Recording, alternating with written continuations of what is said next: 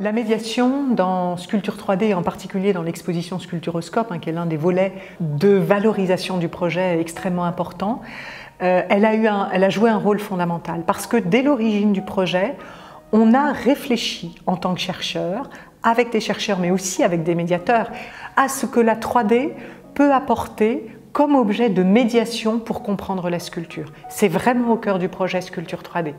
Et on voit bien dans Sculpturoscope comment cette médiation s'incarne, puisque autour de 3 œuvres, on a développé des interfaces qui servent à la médiation, avec un souci constant d'équilibre.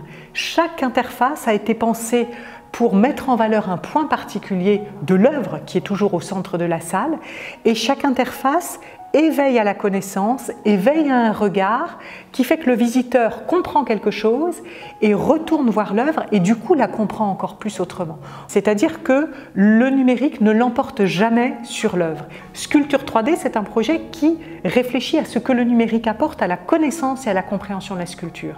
Et ces objets de médiation, qui utilisent la 3D essentiellement, jouent pleinement ce rôle. C'est-à-dire qu'on apprend certains éléments et on retourne voir l'œuvre originale avec un regard éclairé et du coup on voit des choses qu'on n'avait jamais vues. Et c'est une manière aussi pour le Musée des Beaux-Arts de faire un saut, on va dire, dans le XXIe siècle, de montrer également que quand on est une structure de conservation, on a tendance à dire qu'on vit dans le passé, alors qu'au contraire, c'est un musée qui est extrêmement ouvert, extrêmement moderne, et qui a très vite compris que le virage numérique était une possibilité d'accessibilité, parce que c'est quand même ça le gros objectif.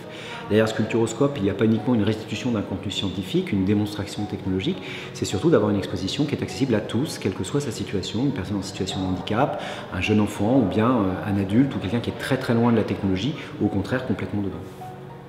C'est un projet où on croisait vraiment des questions de médiation, mais très en amont, ce qui est rarement le cas dans un projet d'exposition, qui va souvent se construire dans un comité scientifique, qui ensuite est travaillé en muséographie, et seulement, on va dire presque, on le dit souvent, la médiation c'est la 5e roue du carrosse, on vient très tardivement dans le projet, et on doit faire avec un objet dont on ne peut plus modifier certaines marges, et faciliter comme cela la médiation.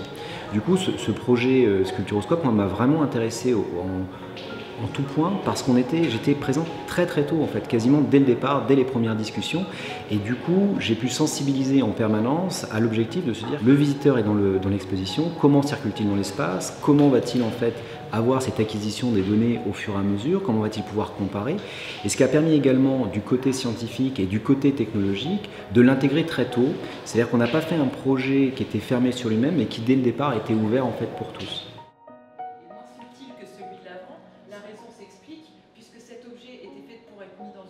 Ce qui est très important de comprendre dans cette idée de médiation, c'est qu'on n'a pas voulu créer une médiation qui remplace la médiation humaine. Moi, je ne crois pas à des outils de médiation numérique autonomes. En revanche, je crois que ce sont des outils formidables dont les médiateurs eux-mêmes doivent se saisir pour enrichir leur médiation. Donc elle est complémentaire, cette médiation numérique, mais elle n'est efficace que si elle sert d'outil aux mains des médiateurs eux-mêmes.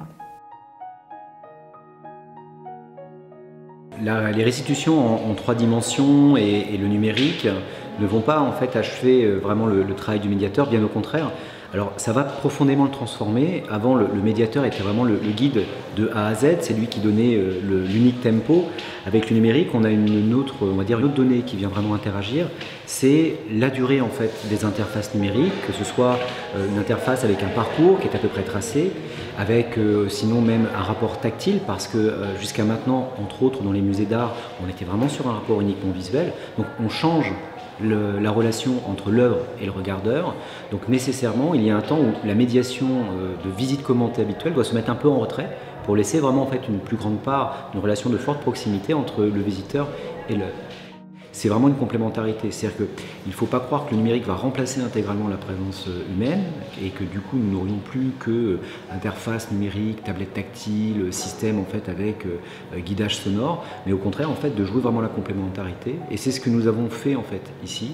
Les médiateurs ne font pas une visite de l'exposition, ils accompagnent le visiteur pour lui permettre d'un côté de saisir l'importance des œuvres, mais de l'autre aussi, parce que ça c'est un très gros travail qui va être fait, de comprendre les interfaces numériques, la technologie qui est derrière, et ça c'est une chose je pense que les gens attendent aussi énormément.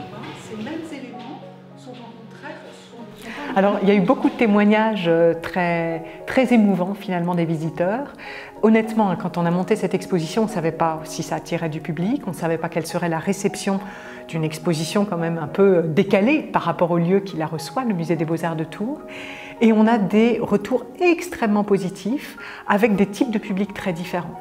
Des publics empêchés, des publics par exemple qui connaissent mal la langue française et qui connaissent mal notre culture, et puis aussi des gens qui viennent et qui disent la Vierge à l'enfant, c'est pas un sujet qui m'intéresse, et qui sortent de là avec des étoiles dans les yeux.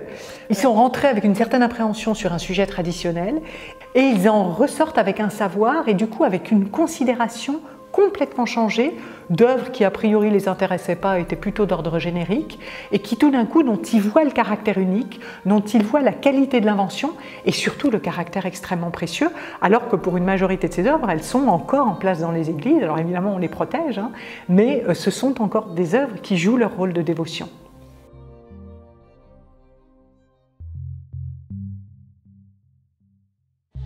Ah, alors là, il y a beaucoup de choses. Le temps de réfléchir un peu en un mot. Innovante. Novatrice. Interactive. Numérique. Novatrice. En un mot instructif. Originale. Tactile. Surprenant. Intelligente. Ça nous donne la possibilité, enfin, d'accéder à la culture.